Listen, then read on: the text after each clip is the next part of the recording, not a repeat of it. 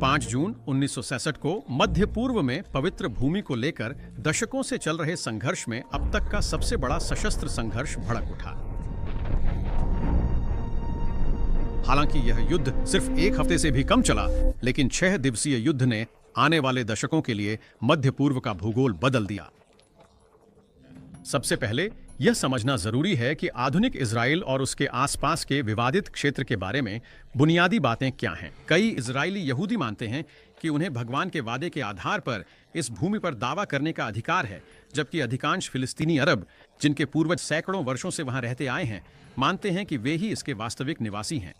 मई 1948 में संयुक्त राष्ट्र के अधिकार के साथ इजराइल ने औपचारिक रूप से अपनी स्वतंत्रता की घोषणा की। ऐसा करते हुए इजरायली सरकार ने उस भूमि पर दावा किया जिसे पहले फिलिस्तीनी क्षेत्र के रूप में वर्गीकृत किया गया था, जिसमें यरूशलेम के पवित्र शहर का एक हिस्सा भी शामिल था। इस प्रकार नया देश जानबूझकर ऐसे अरब देशों से घिरा हुआ था जो फिलिस्तीन का समर्थन करते थे और इजराइल के अस्तित्व का विरोध करते थे। लगभग तुरंत ही उन पड़ोसी देशों की सेनाओं ने इजराइल पर आक्रमण किया और कुछ भूमि को फिर से हासिल करने की कोशिश की। इजरायली सरकार ने अपनी सैन्य उपस्थिति का विस्तार और सुदृढ़ीकरण करके जवाब दिया, जबकि संयुक्त राष्ट्र के शांति रक्षक क्षेत्र को अराजकता में डूबने से रोकने के लिए काम कर रहे थे। अगले 2 दशकों में क्षेत्र में तनाव लगातार बना रहा, क्योंकि इजरायली और फिलिस्तीनी बलों के बीच व्यापार मार्गों, वैश्विक राजनीतिक गठबंधनों और यरूशलेम पर जारी विवाद को लेकर कभी-कभी हिंसक झड़पें होती रहीं।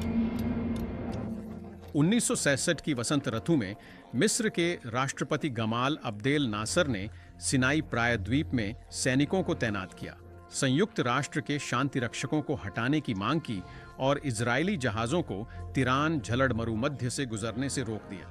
ये कदम इजराइल की सुरक्षा और आर्थिक स्थिरता को और अधिक बाधित करने के लिए उठाए गए थे, ताकि देश को समाप्त कर उसकी भूमि को फिर से हासिल किया जा सके। मई के मध्य तक मिस्र और सीरिया ने एक गठबंधन को औपचारिक रूप दे दिया था, जिसमें जल्द ही जॉर्डन और इराक भी शामिल हो गए।